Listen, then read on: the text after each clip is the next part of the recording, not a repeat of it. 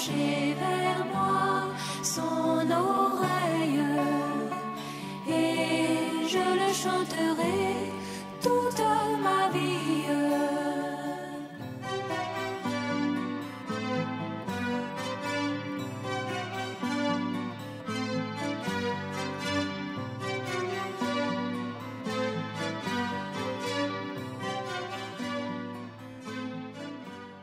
Gloire à Dieu.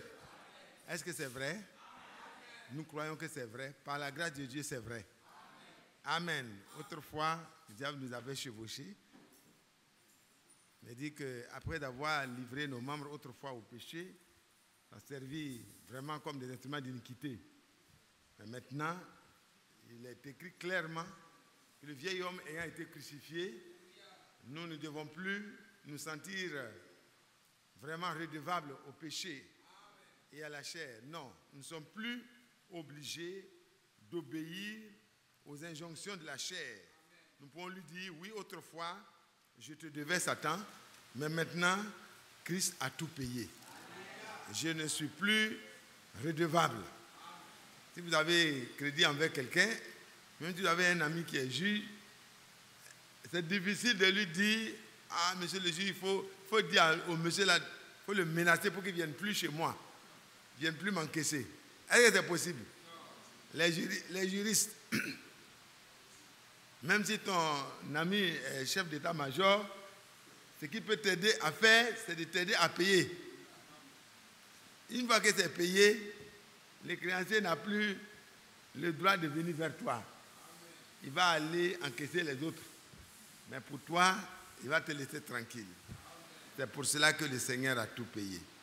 Le Seigneur n'a pas voulu négocier. Il a été proposé la négociation.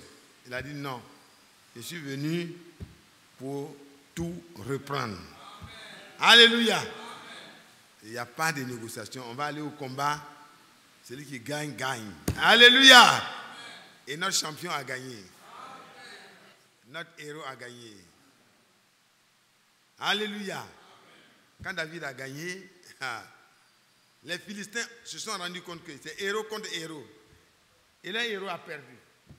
C'était là que reposait leur orgueil. Il dit, mais personne ne peut vaincre Goliath.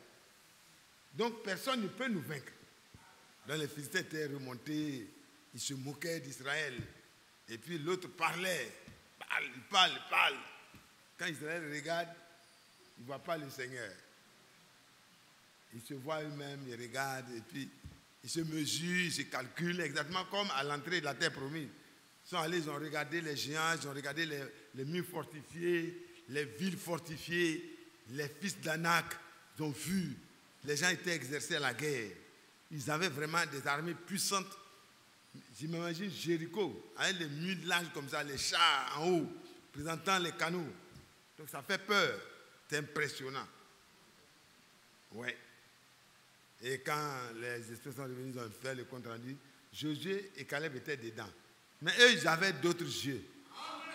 Ce n'était pas les yeux de la sorcellerie. Hein. Alléluia. Ils avaient la foi. Ils avaient le sixième sens. Alléluia. Ils pouvaient comprendre que si Dieu a pris parti pour nous, il n'y a pas un seul obstacle qui peut résister à la puissance de notre Dieu. Amen. C'est ça la réalité. Que Dieu soit loué. Que Dieu soit loué. Qu'est-ce qui peut résister à notre Dieu? Alors, les choses ont été réglées rapidement. Alléluia. Très vite. Josué et Caleb ont eu un autre rapport. Ils devaient avoir le même rapport. 10 contre 2. Bon, les gens ont fait la démocratie. Ils ont dit, bon, on lapide les deux et puis on avance, on retourne en Égypte. On se nomme un autre chef. Quand ils vont finir de lapider Josué et Caleb, ils vont lapider Moïse aussi, avec Aaron, et puis ils vont retourner pour aller être esclaves. Nous avons chanté qu'on ne veut plus. Alléluia. Autrefois, on a été chevauchés, on est fatigué de ça. Et le Seigneur a dit, les deux ont parlé bien de moi. Ils vont voir. Ils vont posséder ce qu'ils ont vu. Ils vont entrer en possession de ce que j'ai dit à mon serviteur Abraham, à Isaac, à Jacob. Je ne manquerai pas. Et quand ils seront là, donne à Josué, à Caleb, la montagne qu'il a visitée là, là où il y a les fils d'Anak là. J'espère qu'il est courageux. Alléluia. Et quand c'était arrivé, que la conquête a été faite, les murs sont tombés, les héros, alléluia, sont entrés triomphalement. Les autres sont morts dans le désert, bien sûr. Parce que quand tu ne crois pas Dieu, tu es déjà mort. Quand tu ne crois pas Dieu, tu es déjà mort. Parce que tu dis que Dieu est menteur. Celui qui ne croit pas Dieu le fait menteur. Et quand tu dis que Dieu est menteur, c'est fini. C'est pourquoi quand Abraham a cru que Dieu est vrai, dans Genèse 15, il dit que quand il a cru ce que Dieu a dit, sans avoir d'autres preuves supplémentaires que lève les yeux et regarde les étoiles. Est-ce que les étoiles sont des enfants? Fais ce cas. Toi, tu es caché là-bas. Là. Est-ce que les étoiles, ce sont des enfants? Non, ce n'est pas des enfants. Mais pourquoi il peut regarder les cieux? C'est parce que Dieu a dit, ceux-là, là, si tu ne peux pas les compter, les enfants qui sont dans tes entrailles, qui vont sortir pour rentrer partout. Voilà, en Côte d'Ivoire, nous sommes nombreux. Alléluia. Tous les fils d'Abraham, héritiers selon la promesse. Parce que nous avons la foi d'Abraham. Et la promesse n'a pas été faite à Abraham seulement, mais à ceux qui croient comme Abraham le croyant. C'est ainsi que Josué et Caleb ont compris que c'est vrai, si Dieu a parlé à notre père Abraham, à notre père Isaac, à notre père Jacob, c'est qu'il est capable de nous donner ça. Et ça n'a pas été leur combat.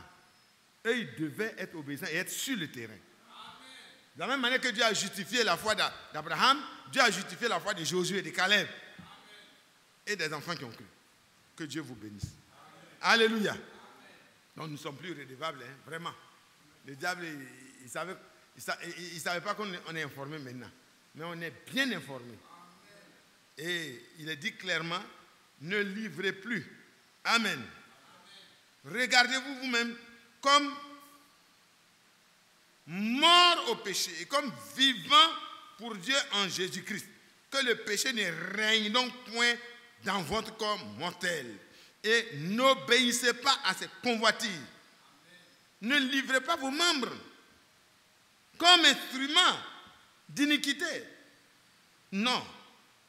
Mais donnez-vous vous-même à Dieu comme étant vivant de mort que vous étiez.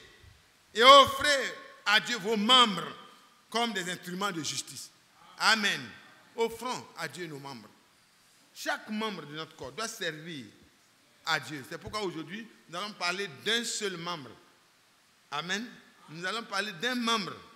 Parmi les membres, on va vérifier. On va aller au fur et à mesure. Amen. Parce que c'est important de vérifier les choses parce que les réglages se font avant le départ. Si c'est une course cycliste, les gens vérifient que leur vélo est en point. Si le vélo n'est pas au point, il faut régler. Parce que pendant que vous êtes en train de faire la course, il ne faut pas que le vélo défaille. C'est une course à pied, il faut être sûr que tu es en jambes. Amen. Tu es en jambes, tu n'auras pas de crampes et tout ça. Donc tout ça, ça se prépare. C'est pour cela que vous et moi, nous sommes vraiment en préparation. Amen. Avec votre permission.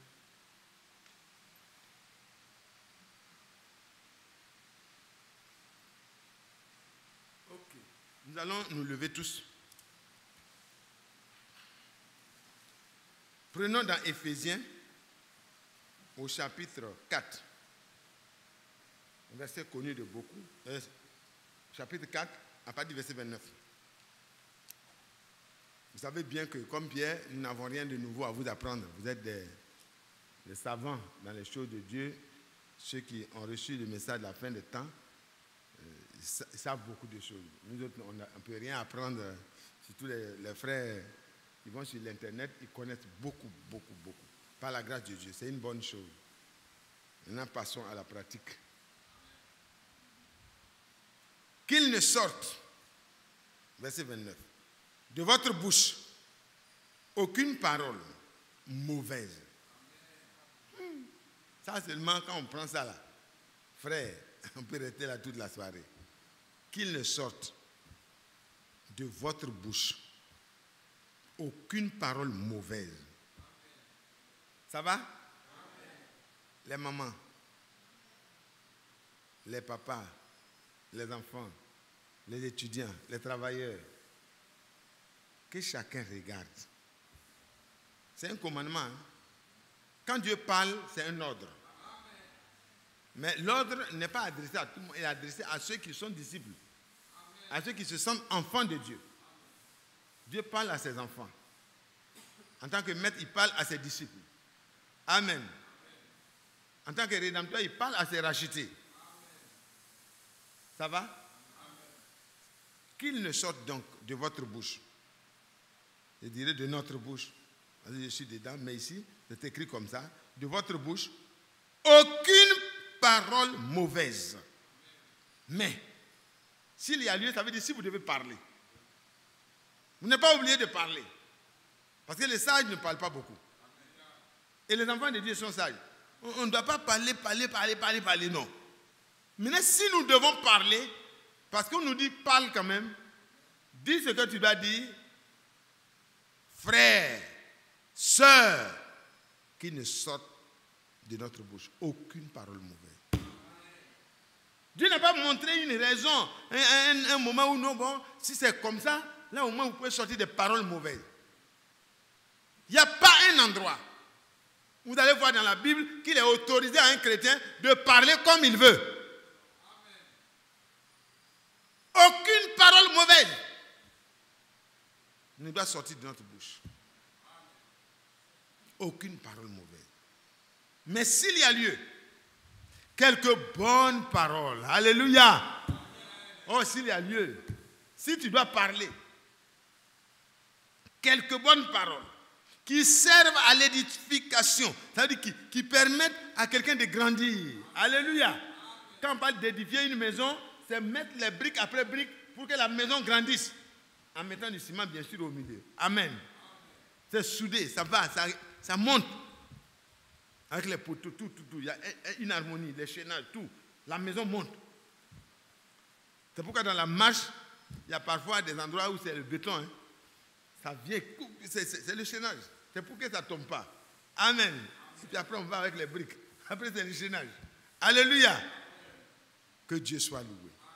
Alors, si des paroles doivent sortir de ta bouche, de ma bouche, ça doit être des paroles bonnes. Oh, des paroles bonnes. Les enfants de Dieu, les fils de Dieu, les filles de Dieu, nous qui sommes ici, nous qui sommes en ligne, frères, je vous en supplie, faites le test de votre position. Dans 2 Corinthiens, au chapitre 13, le verset 5, il dit, 2 Corinthiens, chapitre 13, verset 5, bien sûr, il est écrit, éprouvez-vous vous-même. Amen. Examinez-vous vous-même, éprouvez-vous vous-même, pour voir si vous êtes vraiment dans la foi. Parce qu'un frère qui est dans la foi, ce que Dieu a dit comme ça là, il prend ça. Ça veut dire désormais, moi je suis dans la foi, c'est clair, c'est vraiment prouvé. C'est-à-dire, j'ai confiance en Dieu et je prends la parole de Dieu au mot et donc je suis justifié par cette foi que j'ai. Amen. Et désormais, je ne peux plus faire comme je veux. Alors, désormais, je peux vérifier pour voir si de ma bouche, il ne sort pas des paroles qui sont mauvaises. Mais si plutôt, au-delà de ce que je dis, je suis croyant, je crois au message de la fin des temps, je crois tant, ça, tu peux prophétiser ça. Et les gens vont entendre. Mais ce n'est pas ça qui servira d'instrument de mesure pour savoir si tu es vraiment dans la foi. Voilà un petit élément ce soir qui va te permettre déjà de voir où tu es. Qu'il ne sorte de votre bouche aucune parole mauvaise. Mais si vous devez obligatoirement parler, alors que ce soit quelques bonnes paroles qui servent à l'édification et communiquent quoi? Une grâce à ceux qui l'entendent.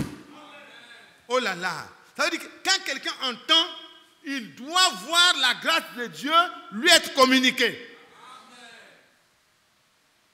Quand on t'entend dire, mais toi tu vas dans quelle église?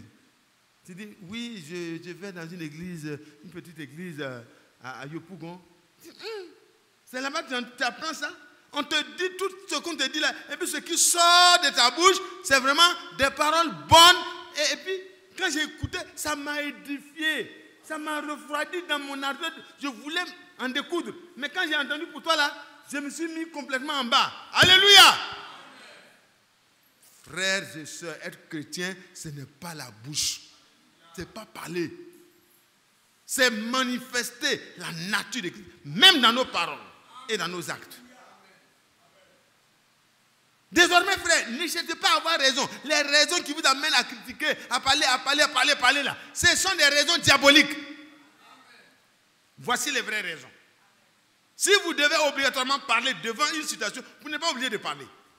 Mais maintenant, si vous devez parler, voilà le chemin. Oh, que Dieu m'aide.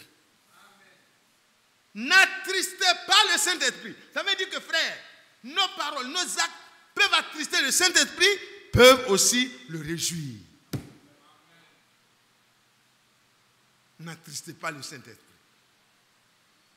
Oh, quand Shadrach, Meshach et Abednego ont dit, oh, roi, vis à jamais. Au sujet de ce que tu as dit, nous sommes l'Esprit de Dieu qui en nous ne nous permet pas d'être des rebelles. Non, vis à jamais. Mais sache que tu n'as pas le droit de toucher à une seule des paroles de notre Dieu pour nous mettre en dehors de cette parole-là. Non, nous sommes prêts à mourir. Et si notre Dieu nous laisse mourir, c'est à bonne raison. Parce que nous lui appartenons. Mort ou vivant, nous sommes à lui. Amen. Dieu était là, il regarde et dit voilà. Voilà des gens qui nous font confiance. Je ne peux pas les laisser mourir comme ça. Ils ont dit que je peux les sauver. Et il dit, mais aussi, dans ma souveraineté, je peux les laisser mourir. Mais ils sont avec moi. Voilà des paroles qui étaient vraiment édifiantes. Mais les gens étaient coursés. Mais ils n'ont pas parlé des paroles. Ça veut dire, même quand vous devez parler, frère, faites attention. Vous n'êtes pas obligé de blesser quelqu'un. Mais vous êtes obligé de dire la vérité dans la douceur et dans l'amour. Ce n'est pas la diplomatie. Hein? Les gens pensent que quand tu sais parler doucement sans blesser les gens, tu fais la diplomatie dans les choses de Dieu. Non. Vous êtes obligés, frères et sœurs, de ne pas prononcer des paroles mauvaises qui blessent. Mais vous devez dire la vérité. La vérité, c'est la parole de Dieu. Rien que la vérité. C'est de cela qu'il est question. Parlez ce que Dieu a parlé. Avec douceur. Le roi a voulu essayer. Il les a jetés. Ceux qui ont jeté sont morts. Ceux qui ont été jetés sont libérés. Alléluia. Les liens ont été déliés. Et ils sont libres. Même les cheveux n'ont pas eu de l'odeur du feu. Et les gens voulaient les toucher maintenant. Parce que c'était des hommes surnaturels. À qui le feu ne peut rien faire. Même à leurs cheveux.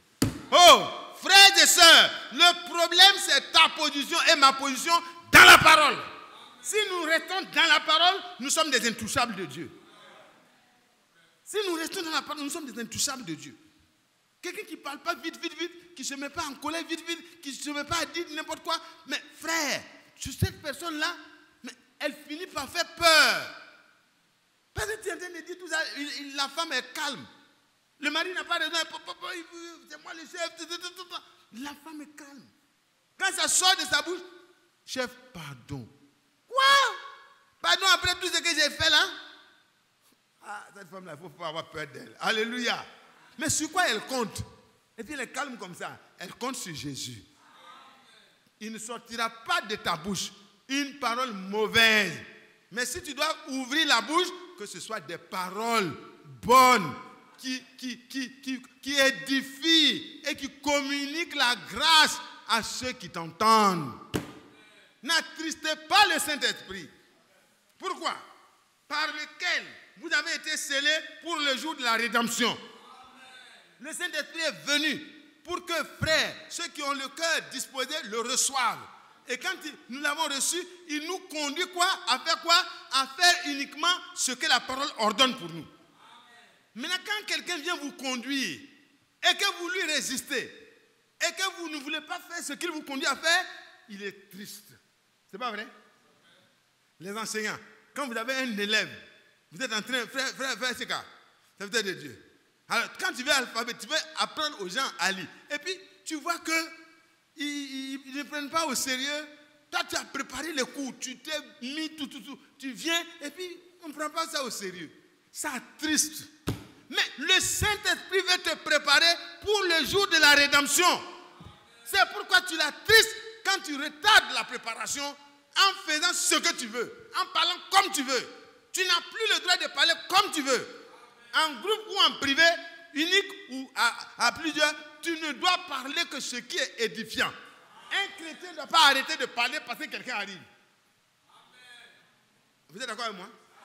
Un chrétien ne doit pas... Bon, on va parler après. Non! De quoi parlais-tu? Si tu es édifiant, si tu communiques la grâce à ceux qui l'entendent, alléluia, mais qu'il plaise à tout le monde de l'entendre. Oh, que Dieu nous aide. N'attristez pas le Saint-Esprit de Dieu, par lequel vous avez été scellés pour le jour de la rédemption.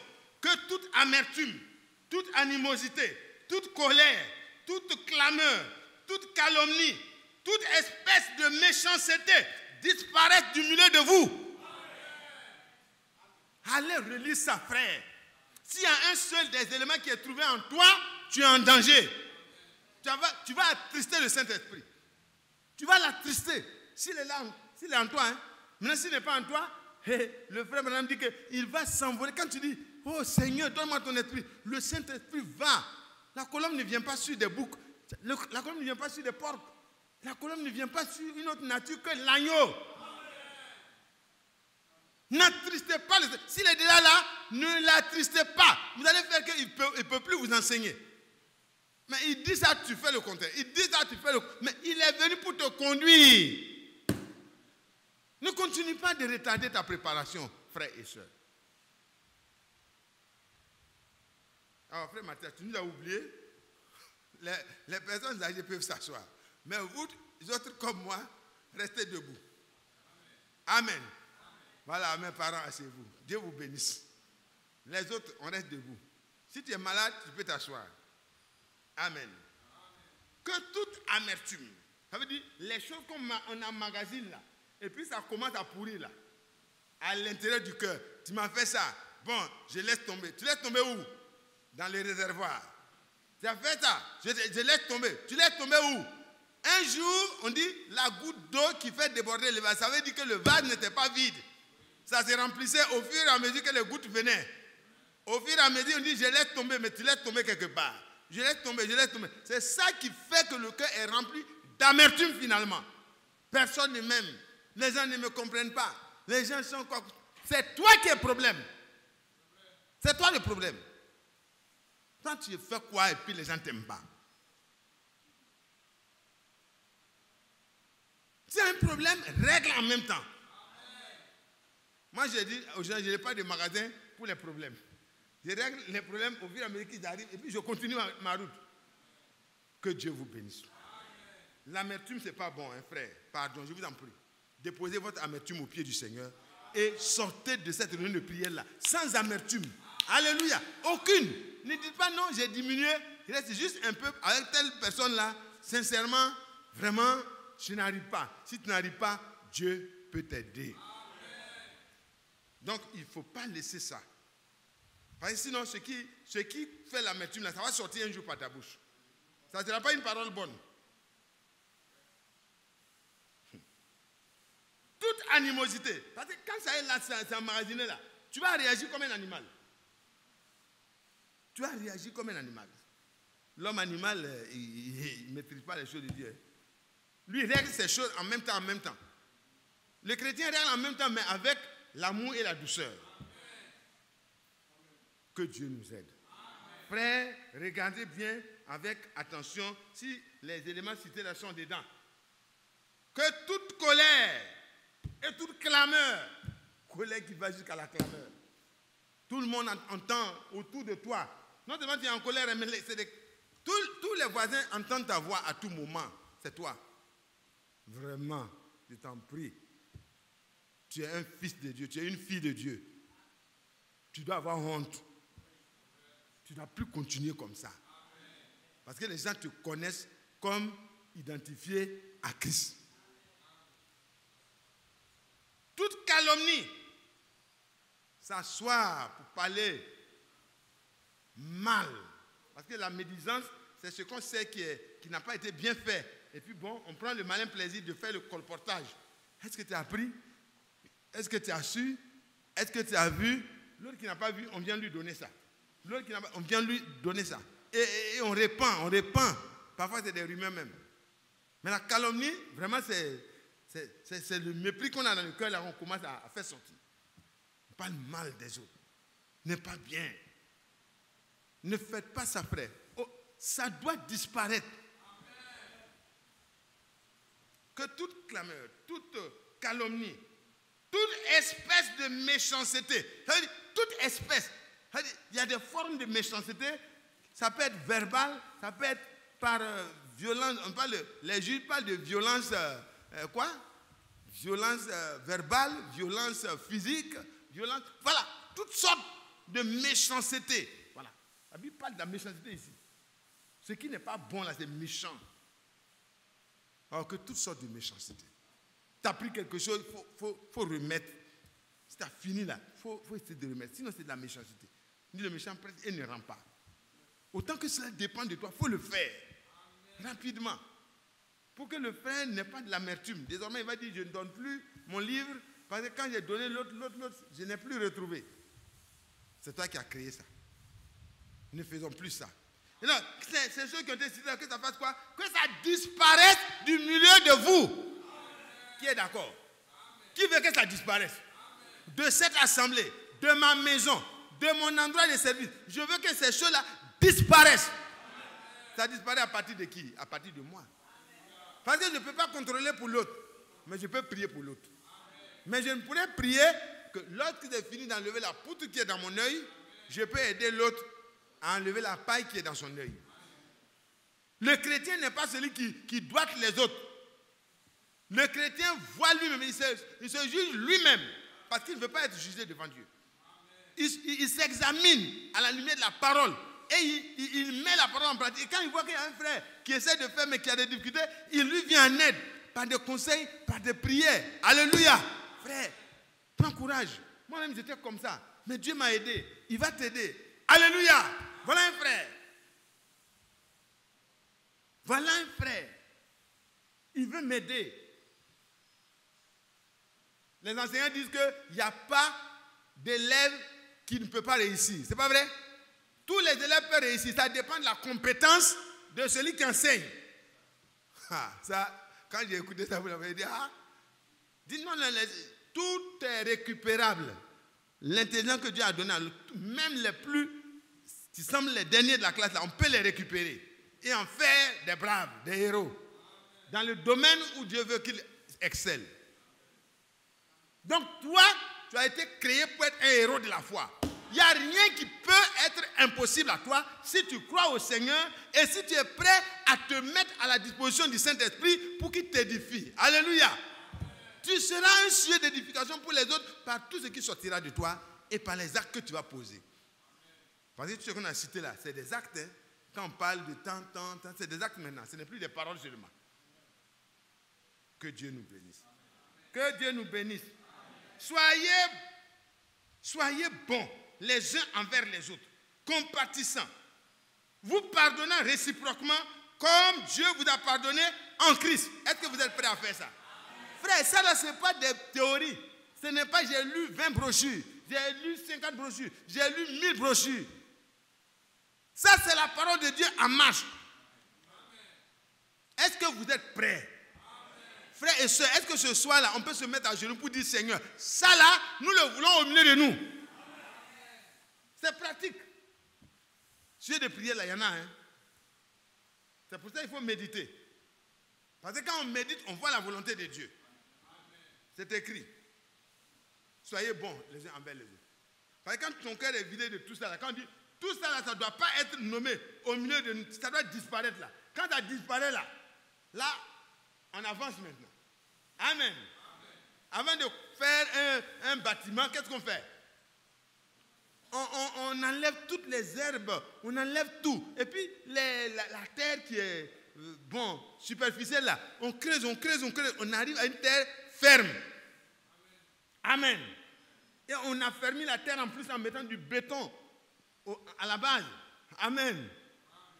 Et c'est à partir de là maintenant, on commence à construire. Dieu dit, débarrassez-vous ce soir de tout ce qui est faux.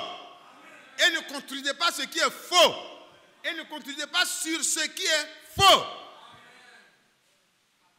Nettoyez ce qu'il a dit là. Nettoyez tout ça. Votre bouche là, ça doit parler ce qui est bon. Ce qui est mauvais là, vous devez arrêter. Mais comment arrêter? Vous allez voir. Dieu est prêt. Soyez bons les uns envers les autres. Compatissants. Oh là là.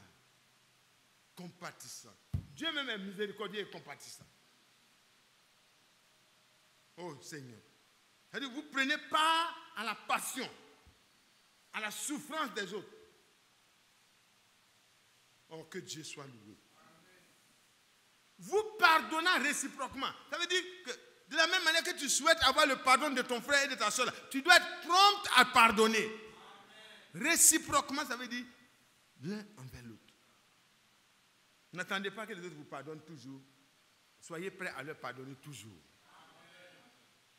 Comme Dieu vous a pardonné en Christ. Est-ce que Dieu a attendu qu'on devienne bon, David? C'est à quel moment Dieu t'a pardonné, sœur? À la croix. Tu étais né, tu as posé un acte, tu as bien chanté à l'église, tu as bien prêché, et puis Dieu a dit, bon, c'est bien, Rachel, désormais, je te pardonne. Et vous dites, c'est ça? Non. C'est alors que nous étions encore des pécheurs. Christ est mort pour nous. Nous aussi, soyons prompts à pardonner. Même si on nous a fait du mal et qu'on ne nous a même pas encore demandé pardon, nous, on n'a qu'à être déjà prêts, on a pardonné. Quand la personne vient maintenant pour dire, ah, vraiment, j'ai réfléchi toute la nuit, j'ai résisté à mon orgueil personnel, pendant ce temps, tu étais en paix. Quand tu dormais, tu lui as déjà pardonné, tu dors. Maintenant, lui, les bonnes dispositions que tu as eues, tu as prié pour lui, Seigneur, pardonne-lui vraiment, aide-le à se ressaisir. Et ça, Dieu a pris ça. Alléluia. Et il est parti, il a touché le cœur. Et demain matin, tu vois ton frère, ou bien ta femme, ou bien ton époux, ou bien ton ami, tu étais fâché hier soir. Bon, le soleil ne doit pas se coucher, mais malheureusement, il y en a qui arrivent à se coucher avec ça, c'est pas bon. Quand il y a quelque chose qui n'est pas bon, réglez ça rapidement. Ne dormez pas. Parce que quand vous dormez avec quelque chose qui n'est pas bon là, c'est ça qui fait l'amertume là. Amen. Quand la nourriture est mal digérée, au moment où tu dors là, ça remonte. Ça remonte, c'est aigre, c'est pas bon. Les mauvaises pensées mal digérées, qui n'ont pas été vomies, alors il faut aller les vomir. Tu vas aux toilettes, tu fais sortir ça. Amen. Dans la présence de Dieu, il faut faire sortir ce qui n'est pas bon. Que Dieu soit loué. Que Dieu soit loué. Il faut se pardonner réciproquement, comme Dieu nous a pardonné en Christ. Amen. Asseyez-vous maintenant. On a fini notre première lecture. On va aller à la deuxième. Vous avez retenu quelque chose? Notre cœur là, ce n'est pas un réservoir, ce n'est pas un magasin pour emmagasiner les problèmes. Non. Chaque problème, éliminez ça en même temps. Vous ne pouvez pas vous garantir que vous serez environné par des gens qui vous comprennent et qui font bien. Non. Même dans le foyer, il peut arriver des dérapages du côté de monsieur, du côté de madame, du côté des enfants. Ça peut arriver. Mais les dispositions intérieures de votre cœur feront la différence. Alors, on parle de ne pas faire sortir des paroles mauvaises. Mais comment cela est possible? Prenez Matthieu au chapitre 12. Beaucoup de versets que j'ai notés. Continuez votre méditation dans Éphésiens là. Continuez jusqu'au chapitre 5 aussi, parce que ça continue. Devenez donc les imitateurs de Dieu comme des enfants bien-aimés et marchez dans l'amour à l'exemple de Christ qui nous a aimés et qui s'est livré lui-même pour nous, voyez, à Dieu. Pour nous, comme une offrande et un sacrifice de bonne odeur. Voyez, quand on veut ressembler au Seigneur, alors vous allez voir que on va devenir des enfants vraiment obéissants qui marchent dans l'amour. Amen. Prenons Matthieu 12. Matthieu 12, vous connaissez bien. C'est juste des révisions, hein, parce que vous connaissez tout ça.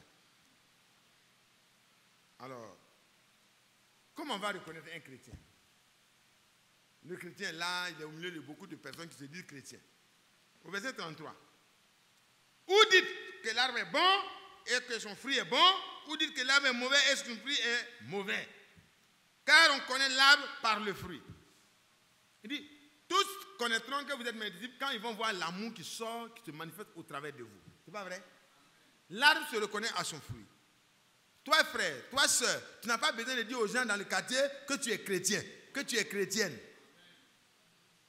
Quand une bonne, tu recrutes une fille pour venir travailler avec toi, tu n'es pas obligé de venir la soirée. Bon, tu sais, ici, c'est une maison chrétienne, nous sommes des chrétiens, nous sommes des chrétiens, donc voilà comment. Non, non, non. Il faut montrer par ta vie que tu es chrétien, que tu es chrétienne, la fille va se ranger. Si elle a un mauvais esprit, si elle ne peut pas s'adapter, elle va partir. On n'a pas besoin de faire des discours, frère. C'est le temps de la pratique. Donc, vous voyez, c'est l'arbre. Il ne se présente pas seulement pour dire, moi, je suis tel arbre. Non. Quand les gens arrivent, ils regardent le fruit, eux-mêmes disent, c'est un manguier. Ils disent, c'est tel arbre. Ils disent, c'est tel arbre. Si tu es chrétien, quand les gens ils viennent, ils regardent, ils disent, non, lui là, il ne chante pas seulement. Alléluia. J'ai entendu son cantique, il chante bien. Celui qui s'appelle Ezra là, oui. Mais ils vont d'abord voir le fruit. Celui qui s'appelle Mathias là, oui. Mais ils vont voir le fruit. Quand le fruit est vrai, ils vont apprécier tout. Frères, sœurs, faisons attention. Les gens regardent plus profondément que ce que nous pensons. Autour de nous, les gens regardent. Hein? Ils regardent. Ils veulent du fruit pour manger. Là, ils sont un manguier. Et puis, il n'y a pas de mangue. Alors que c'est la période des mangues. Ce manguier-là, on a beau dire que l'année passée, c'était de belles mangues, tant. Frère David, tu as que faire? Toi, tu veux manger mangue aujourd'hui. Les autres mangues produisent, mais ce n'est pas bon. En tout cas, le bon manguier, là, il n'a qu'à nous montrer que c'est lui. Toi, bon chrétien, à la fin des temps, tu dis que les autres ne sont pas dans la vérité. Ceux-là ne sont pas dans la vérité. Ceux-là ne sont pas dans la vérité. Moi, je suis dans le message de la vérité. Le message de la vérité a apporté quoi à ta vie? Dans la pratique. Parce que le message de la vérité, quand il vient et qu'il est à l'intérieur, il porte obligatoirement des fruits. Et les gens vont voir, ils vont respecter Dieu. Quand on dit que ton nom soit sanctifié, quand tu vas dire je suis chrétien, ce n'est pas étonnant. Nous-mêmes, on savait. Alléluia. Il dit non, tu n'as pas besoin de dire, monsieur, tu n'as pas besoin de dire. Nous-mêmes, on savait. Dès le premier jour, on a regardé. Deuxième jour, on a observé. Troisième jour, nous, on t'a déjà classé. Amen. Amen. Que Dieu m'aide. Dites amen. Amen. Que Dieu t'aide. Amen. Que Dieu nous aide. Amen. Parce que ce n'est pas être chrétien, ce n'est pas parler. Parler dans sa bouche que je suis chrétien. Non. Ce n'est pas avoir beaucoup de brochures sous son dessin que je suis chrétien. Ce n'est pas avoir une grosse Bible, ce n'est pas prêcher que je suis chrétien. Ce n'est pas parler, mais c'est agir et parler comme chrétien. Amen. Race de vipère, ce n'est pas pour nous, race de vipère, pardon, ce n'est pas pour vous. Je l'espère, hein? Amen, je l'espère. Race de vipère. Comment pourriez-vous dire de bonnes choses? Méchant comme vous l'êtes, par la grâce de Dieu, toute méchanceté a été ôtée du milieu de nous. Alléluia. Amen. Donc ce n'est pas nous. Mais continuons quand même. Car c'est de l'abondance du cœur que la bouche passe. C'est de là que je vais aboutir. Donc tout ce qui peut sortir là, c'est du cœur que ça vient.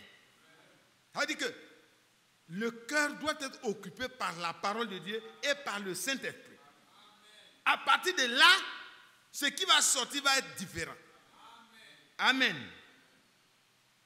Car l'homme bon tire de bonnes choses de son bon trésor et l'homme mauvais tire de mauvaises choses de son mauvais trésor. Je vous l'ai dit, au jour du jugement, les hommes rendront compte de toute parole vaine qu'ils auront proférée, prononcée de leur bouche. Voyez?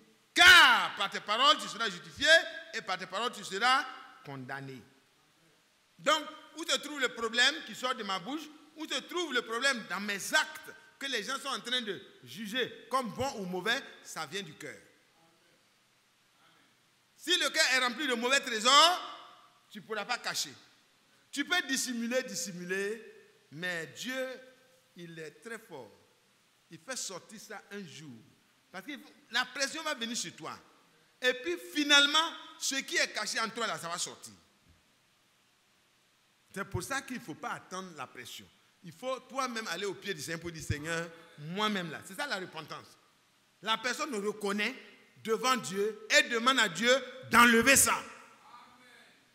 Quand tu as un disque dur, et puis tu es rempli de choses bien précises que tu as enregistrées dans le passé. Et puis tu as changé, alléluia, tu as décidé de ne plus continuer dans cette ligne-là. Qu'est-ce que tu fais? Tu vas et puis on efface tout, on enlève tout, on formate. Et ton disque devient vierge. Et tu enregistres maintenant des choses telles que tu veux faire maintenant. Selon la nouvelle carrière qui t'est ouverte. Alors mon frère, ma soeur, ton disque dur, c'est ton cœur. Il faut aller devant Dieu. C'est de là-bas que sortent. Quand on met, et puis on applique, on clique, ce qui sort là, comme image, ce qui sort comme son, ce qui sort, c'est ce qui est à l'intérieur du disque dur. Ça, c'est l'informatique. Maintenant, dans le système de Dieu, alléluia, il a tout connecté au cœur. Alors que Dieu nous aide. Nous allons lire dans Jacques au chapitre 3. Donc retenez que c'est du mauvais cœur contenant un mauvais trésor que sortent les mauvaises choses. Maintenant, l'homme bon tire aussi les bonnes choses de son bon trésor. Amen. C'est de l'abondance du cœur que la bouche parle. Donc, ne dites pas à quelqu'un, tais-toi, tais-toi. Il faut l'aider à changer par rapport à la position de son cœur. Et vous allez voir que ce qui va sortir sera bon. On va aller au verset 2. Jacques 3, verset 2. Nous branchons de plusieurs manières. Si quelqu'un ne branche point en parole, c'est un homme parfait, capable de tenir tout son corps en bride. Quand les gens ont regardé à Golgotha, frère, je vous en prie. Quand le centenier a regardé, quand le brigand à la croix a regardé, qu'est-ce qui les a impressionnés? D'abord, le silence de Jésus face à tout ce qui se passait. Il était, mais la haine la plus visible et la plus grave, l'injustice la plus grave était en train d'être commise à la face du monde entier, devant tout le peuple. L'homme le plus pur, le plus juste, était injustement crucifié de la mort la plus cruelle et la plus honteuse. Le plus pur, le plus juste, le seul juste, était crucifié entre deux brigands. Et il est là. Et pendant que tout cela se faisait, regardez frère, il ne proférait point de menaces. Il ne se plaignait point. La seule chose qu'il a dit, mon Dieu, pourquoi m'as-tu abandonné? Ce n'était pas une plainte en tant que telle. C'était déjà écrit. Tout devait s'accomplir. C'était difficile. C'était une heure difficile. Mais Dieu soit loué. Quand il devait ouvrir la bouche, il dit, Père, ce qu'ils sont en train de me faire là, ne leur impute pas cela. Alléluia. Oh, frères et sœurs, la parole de Dieu nous dit, dans 1 Pierre au chapitre 2, à partir du verset 21, que Christ nous a ainsi laissé un exemple, afin que nous puissions suivre ses traces en action et en parole. Quand vous êtes incompris, maltraité, malmené, frère, laissez votre cœur être rempli par le Seigneur et l'amour de Dieu sortira. Quand le Saint-Esprit est là, au moment opportun, il va déverser l'amour pour que vous sachiez apprécier la situation avec le cœur de Dieu. Père, pardonne-le. Mais frère, humainement parlant, on ne peut pas dire qu'ils ne savent pas ce qu'ils font. Pour clouer quelqu'un, est-ce qu'on ne sait pas? Pour faire tout ce mal-là, est-ce qu'ils ne savent pas? Non. Quand quelqu'un est en train de faire mal, il est poussé par celui qui est derrière le mal. C'est un esprit. Le diable était dans la foule. Il haranguait la foule. Il poussait la foule à dire qu'il soit crucifié. Et quand il a fini d'obtenir ça, il était encore dans la foule pour l'humilier au maximum. Mais le Seigneur était au-dessus du lot. Oh, il pouvait dire, Père, pardonne-leur, car ils ne savent pas ce qu'ils font. Et ce pardonne-leur là aujourd'hui vaut son pesant d'or pour toi et moi.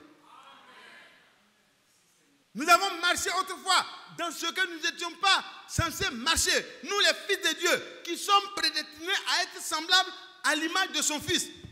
Frère, regardez comment nous avons marché. Mais Dieu, au temps de sa patience, avait raison de ne pas nous tuer. Parce qu'il savait que la rançon a été payée. Nous ne sommes pas encore informés de la bonne nouvelle. Alors, Dieu est patient. Jusqu'à ce que nous puissions prendre notre position. Mais si tu as reçu la patience de Dieu et la miséricorde de Dieu, de même qu'il t'a été pardonné par Dieu dans la patience de Dieu, tu dois être patient envers ton parent, envers ton mari, envers ta femme, envers ton enfant, envers ta servante, envers ton serviteur. Frère, ce n'est pas normal qu'on continue de se plaindre à gauche, à droite. Celui qui avait raison de se plaindre, c'est Christ. Parce qu'il subissait une injustice inégalée et inégalable. Mais toi et moi, la plupart des fois, il arrive que nous soyons même à la base, même si c'est un peu. Et puis les gens amplifient le reste. Alors que Dieu nous aide. Que Dieu nous aide. Pardonne-leur quand ils ne savent pas ce qu'ils font. Et il se partageait ses vêtements en tirant au sort. Tout ça, il regardait, il n'était pas encore mort. Il a vu tout ça. Il leur a tout pardonné. Le centenier, quand il a regardé ça, il dit non. Certainement, celui-ci là était véritablement le Fils de Dieu. Il a vu comment ça a été fait. Et puis, il a vu la mort. Il s'est écrié, tout est accompli. Ah, qu'est-ce qu'il a accompli? Non. Mais avant cela, le brigand à la croix, lui, il a récupéré ça. Il dit ça là, lui là, ça doit être le Messie promis. Seigneur, souviens-toi de moi. Pour moi, je meurs justement. Je meurs à cause de mes crimes. Je suis un criminel. Je mérite de mourir comme un criminel. Mais lui, il n'a rien fait qui mérite la mort telle qu'il mène la punition. Alors, je sais qui c'est. Je sais bien qui c'est maintenant. Souviens-toi de moi quand tu viendras dans ton règne. Et le Seigneur de se tourner vers lui pour dire, aujourd'hui même. Aujourd'hui même, tu seras avec moi dans le paradis. Oh là là, les choses ont changé. Il suffit que ce soit, frère, ton cœur qui te fait parler trop là, ton cœur qui est rempli de réserves qui ne sont pas bonnes là, tu le reconnaisses pour dire, Seigneur, souviens-toi de moi parce que tu dois participer à l'enlèvement. Quand tu reviendras pour prendre tes élus là, ne m'oublie pas. Pour cela, dès ce soir, il faut changer mon cœur. Je ne veux pas rester à justifier mes actes que je pose, mes paroles qui ne sont pas justes, je les justifie. Mais tu les justifies devant qui? Est-ce que c'est ton frère qui va te juger? Est-ce que c'est ton mari? Est-ce que c'est ton serviteur ou ta servante qui va te juger? Non! Tous ceux-là seront jugés aussi pour leurs problèmes. Mais, comme il est écrit dans Hébreu, au chapitre, allons-y dans Hébreu, c'est déjà connu de vous tous. Hébreu 4. Voyez, il faut parler à Dieu maintenant. Quand on va arrêter, le frère Huchet va venir, il va nous conduire dans la prière. Mais dès qu'on arrête, frère Huchet, approche-toi. Dès qu'on arrête, frère, mettons-nous vraiment à prier de tout notre cœur. Parce que, verset 13, Hébreu 4, verset 13, nulle créature n'est cachée devant lui. Nulle créature, hein? Frère, ce n'est même pas la peine d'attendre. Le Seigneur n'a pas besoin que quelqu'un vienne rendre témoignage de l'autre. Jean 2, verset 23. Il n'a pas besoin. Verset 23, 24. Il n'a même pas besoin. Et nulle créature n'est cachée devant lui. Mais tout est nu et découvert aux yeux de celui à qui nous devons rendre compte. Mais quand tu as affaire à un Dieu comme ça, et que tu vois que ton cœur là, ce qui sort de ton magasin là, bon trésor que tu devais avoir pour sortir des bonnes paroles qui communiquent la grâce. Alléluia. Qui servent à l'édification du frère. La personne était en train de passer. Emmanuel et son tonton Mathias sont assis, sont en train de parler. Et puis Béranger, mon fils, est en train de passer. Et il n'était pas invité à notre causerie. Hein. Amen. Mais il arrive, il dit, bon, je vais passer saluer tonton. Et puis il vient, on est en train de causer. Et puis quand on le voit, nous on continue de causer. Et puis il écoute, c'est tellement doux, il s'assoit. Alléluia. Pourquoi il s'assoit? Ça l'édifie. Il dit, mais frère, j'étais découragé. Mais quand j'ai entendu quelque part qu'il sortait là, ça m'a fortifié. Oh, vraiment, priez pour moi. Alléluia. Ça l'a édifié. Ça a communiqué quelques grâces. Mais si on était en train de calomnier, de critiquer, le pauvre frère, s'il a un peu de réserve de sainteté, il fera bien de s'éloigner d'une telle maison. Parce que même si cette maison est remplie de viande, remplie de tout dans les frigos et tout, c'est la bouche de l'enfer. Éloignez-vous des gens qui ne passent le temps que pour parler des choses pareilles. Attachez-vous à la vraie communion fraternelle qui vous fortifie. Amen. Nulle créature n'est cachée devant Dieu. Mais tout est nu et découvert aux yeux de celui à qui nous devons rendre compte. Amen. Nous allons continuer. Alors, quelles sont les solutions? Si tel est le cas, voyez, parce que quand vous lisez dans Jacques, c'est ça, nous étions arrivés à Jacques. Hein. Bon, vous allez lire ça en totalité à la maison. Jacques 3. Parce que je veux terminer. Et ici, nous branchons de plusieurs manières. Si quelqu'un ne branche pas, regarde, Christ à la croix, il ne branchait pas. Il ne branchait pas. Alléluia. Oh, c'est un homme parfait, capable de tenir son corps, tout son corps en bride. Et il nous a laissé un exemple, le Seigneur, pour que nous puissions suivre ses traces. Oh, Christ nous a laissé un exemple. Il t'a laissé un exemple. Frère David, Dieu te bénisse. Voici l'exemple que Dieu nous a laissé. Voici, si nous mettons les morts, si nous mettons le mort dans la bouche des chevaux, pour qu'ils nous obéissent, nous disons ainsi tout leur corps entier. C'est pas vrai? Les enfants ici ne connaissent pas le cheval, comment on le gère.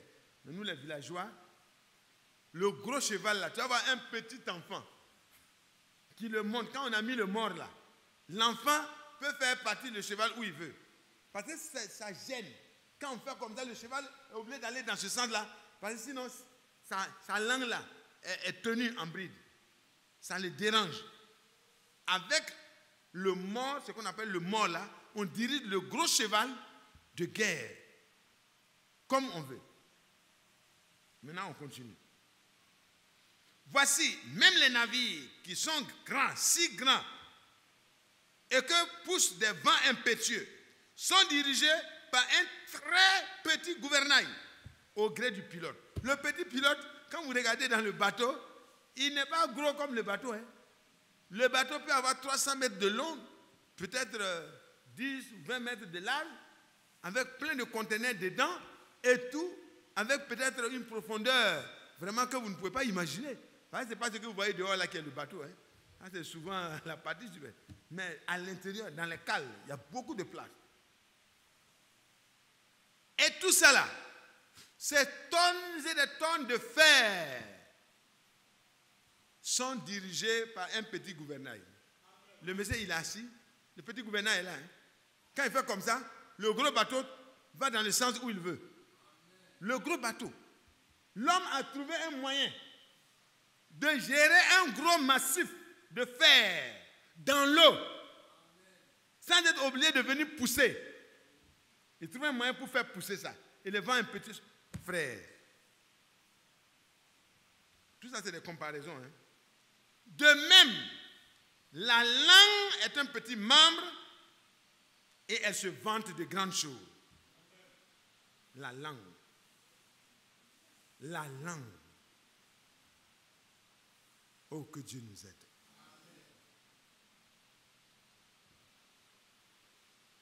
Voyez comme un petit feu peut embraser une grande forêt. La langue aussi est un feu. C'est le monde de l'iniquité. La langue est placée parmi nos membres, souillant tout le corps et enflammant le cours de la vie, étant elle-même enflammée par la géhenne. Amen.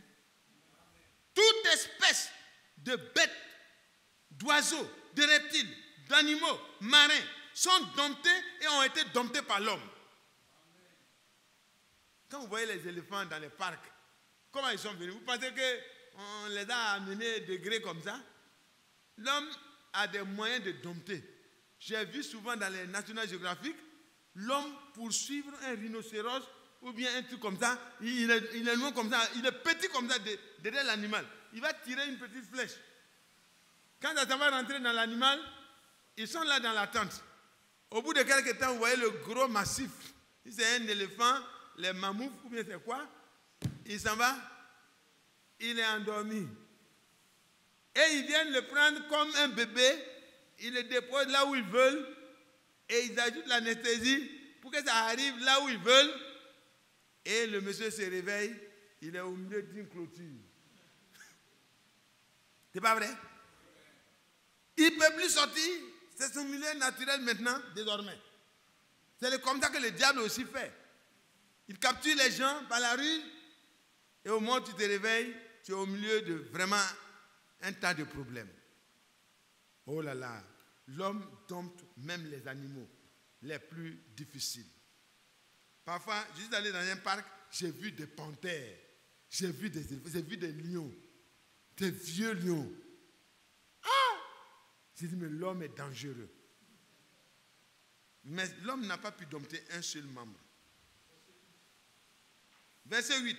Mais la langue, aucun homme ne peut la dompter. C'est un mal qu'on ne peut réprimer. Elle est pleine d'un venin mortel. Par elle, nous bénissons le Seigneur notre Père. Et par elle, nous maudissons les hommes faits à l'image de Dieu. De la même bouche sortent la bénédiction et la malédiction. Il ne faut pas, mes frères, qu'il en soit ainsi. La source fait-elle jaillir par la même source l'eau douce et l'eau amère? Un figuier, mes frères, peut-il produire des olives et une vigne des figues? Est-ce que c'est possible? Parce que vous avez besoin des olives, alors vous dites à votre figuier, il faut me produire des olives. Votre figuier, c'est possible? Vous avez planté goyave, et puis vous voulez, comme les mangues, le prix a monté, vous voulez que ça devienne des mangues.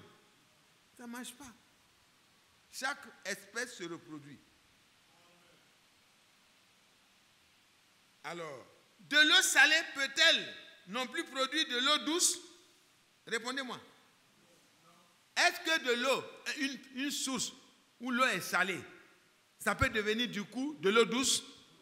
Creusez au bord de la mer, et puis vous allez trouver de l'eau douce?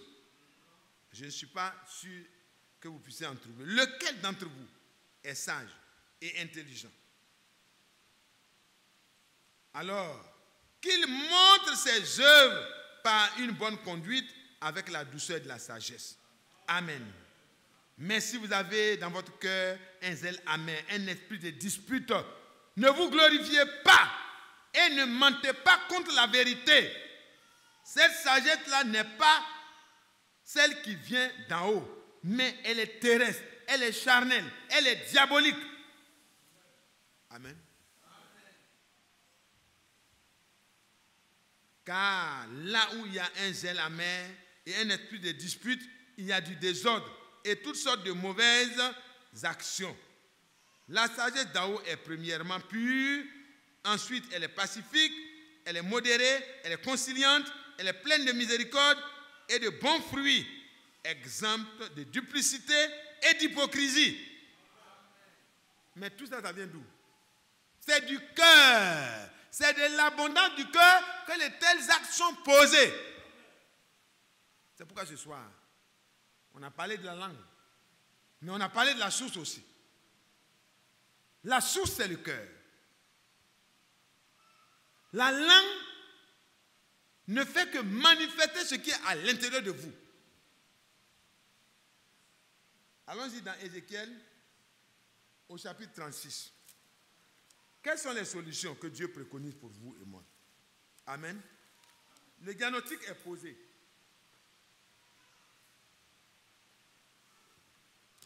Qui a vu dans la radio de Dieu quelque chose de clair?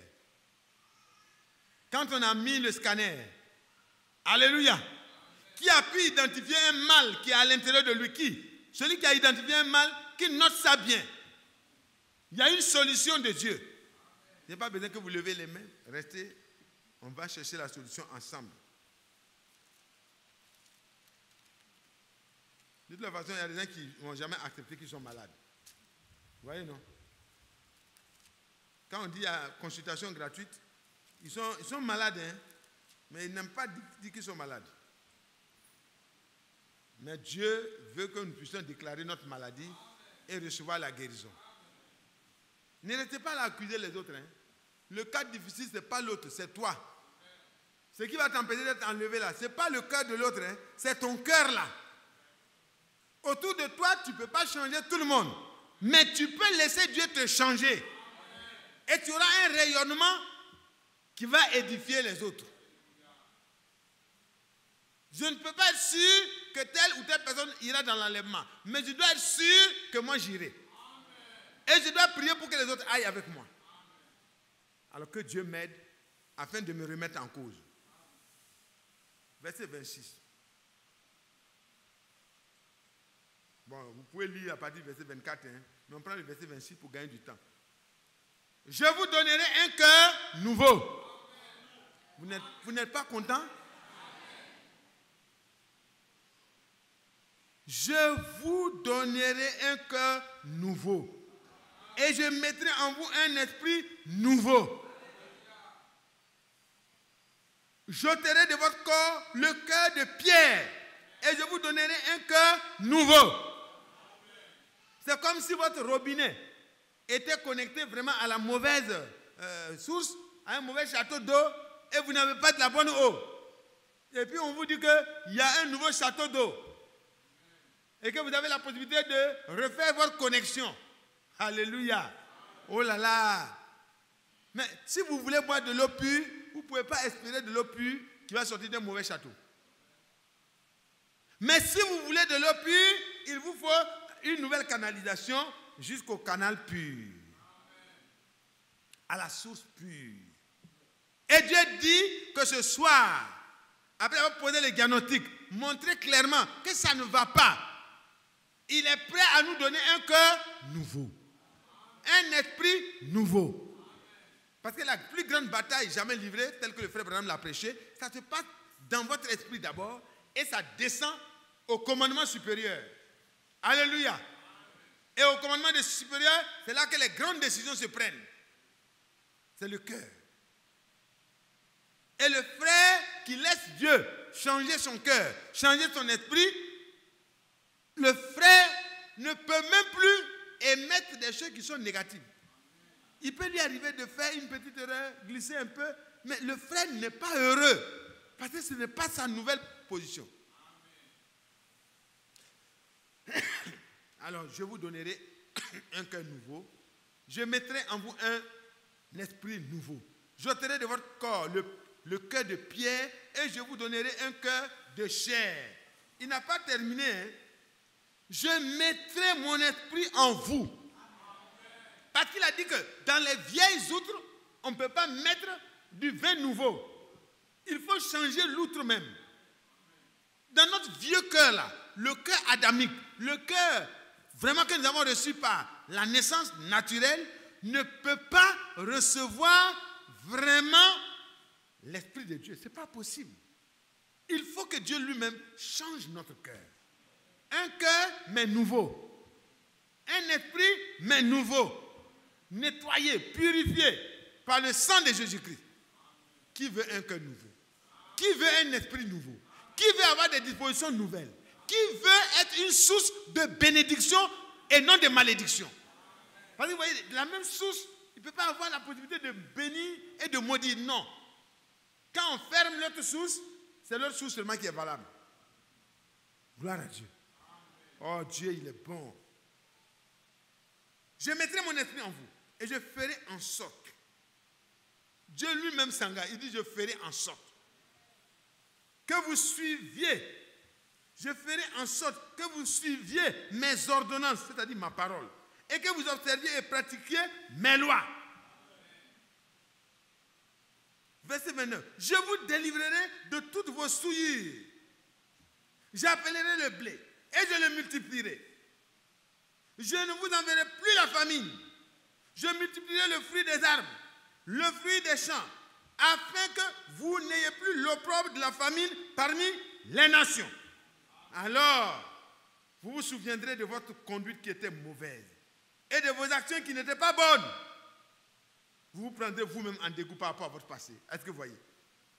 À cause de vos iniquités et de vos abominations que vous aviez commis avant. Le chrétien n'est jamais heureux de ce qu'il était avant.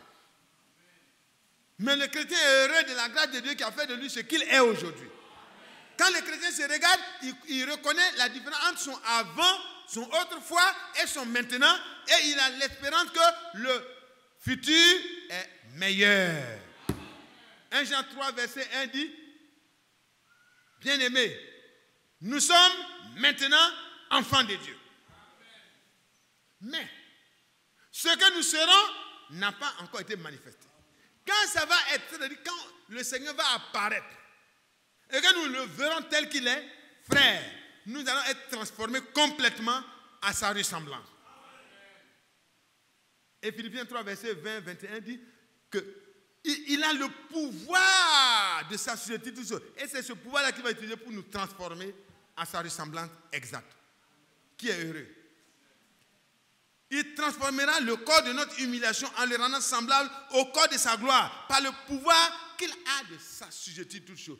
Ta langue qui est mauvaise, ton cœur qui est rempli de mauvaises réserves, ce soir, Dieu a le pouvoir de te changer.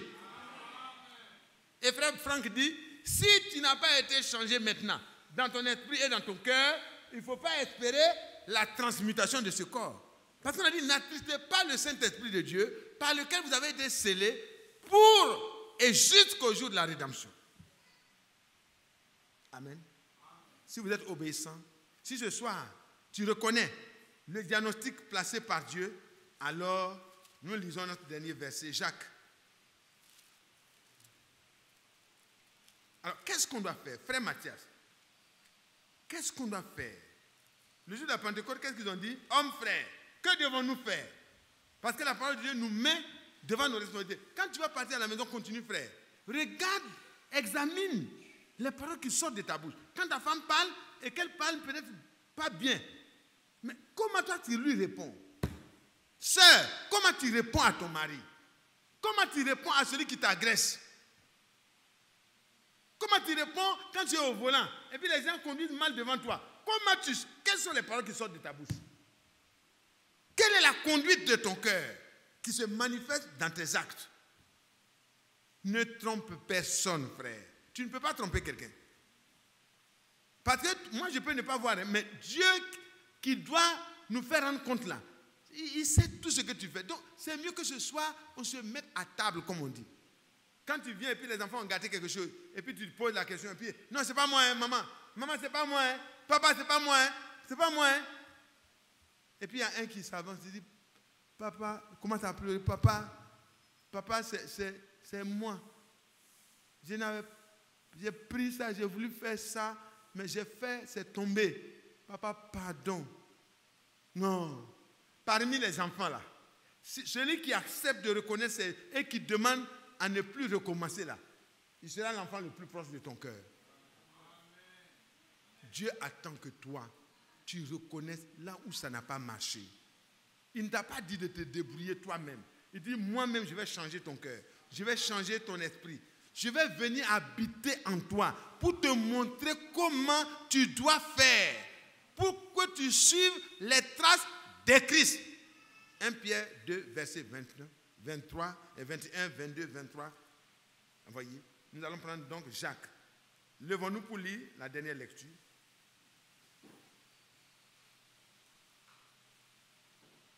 Dieu lui-même dit, dans Ézéchiel 36, comme on a lu, le verset 29, je vous délivrerai de toutes vos souillures. Ah, il est vraiment bon. Donc écoutez la lecture. Au verset 8. Approchez-vous de Dieu et il s'approchera de vous. Nettoyez vos mains, pécheurs. Purifiez vos cœurs, hommes irrésolus. Sentez votre misère. Soyez dans le deuil et dans les larmes. Que votre rire se change en deuil et votre joie en tristesse. Humiliez-vous devant le Seigneur et il vous élèvera. Ne parlez point mal les uns aux autres, frères. Ne parlez point mal les uns des autres, frères. Que celui qui parle mal d'un frère, car celui qui parle mal d'un frère et qui juge son frère, parle mal de la loi et juge la loi. Frères, ne parlons plus mal les uns des autres. Mais plutôt, sentons notre misère, approchons-nous de Dieu.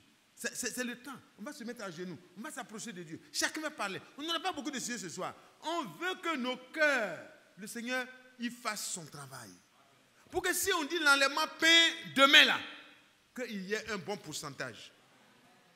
Amen. Un bon pourcentage. Parce que c'est sûr qu'il y aura toujours des gens pour ne pas partir.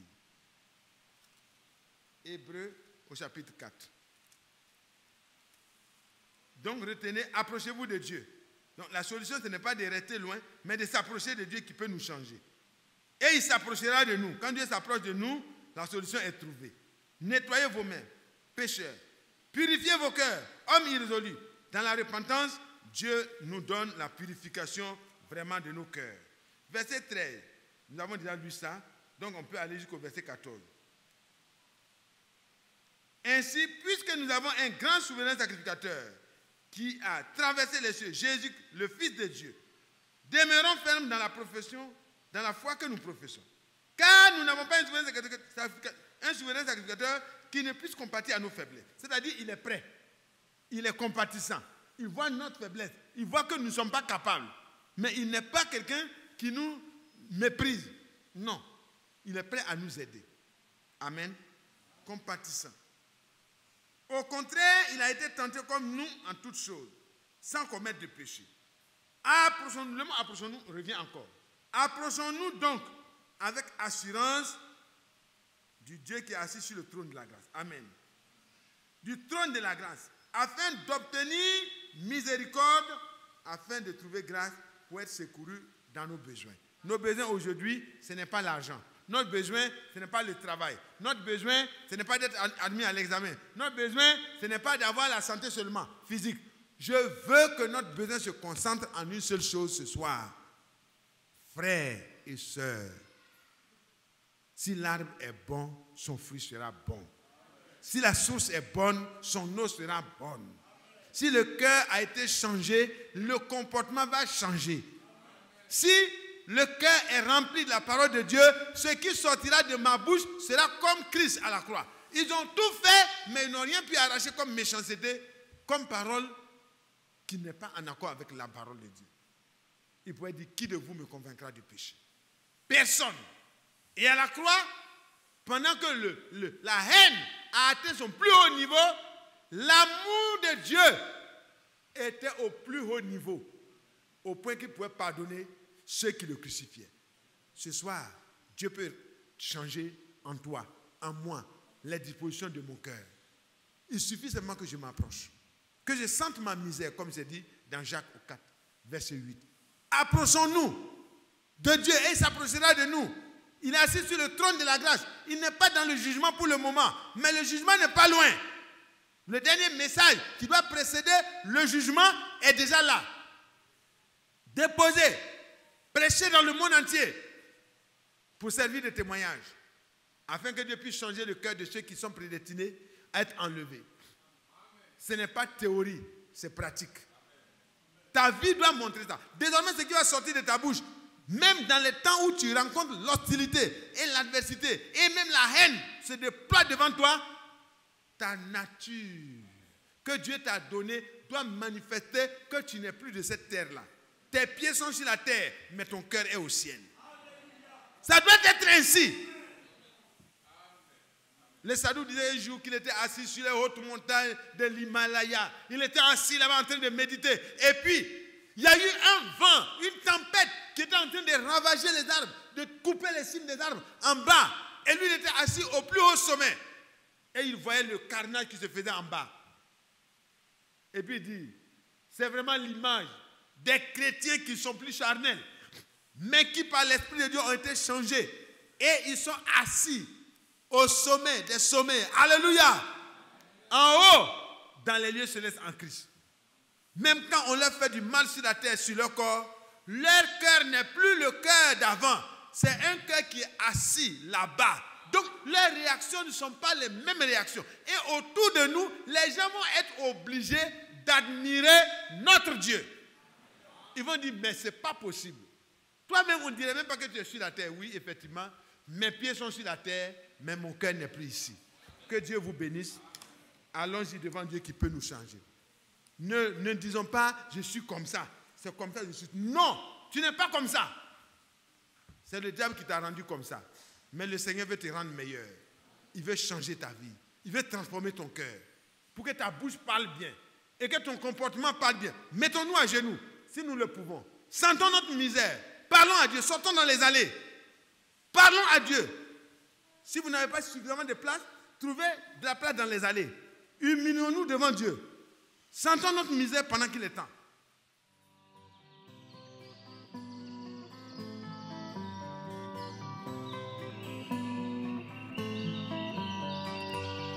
J'aime l'Éternel,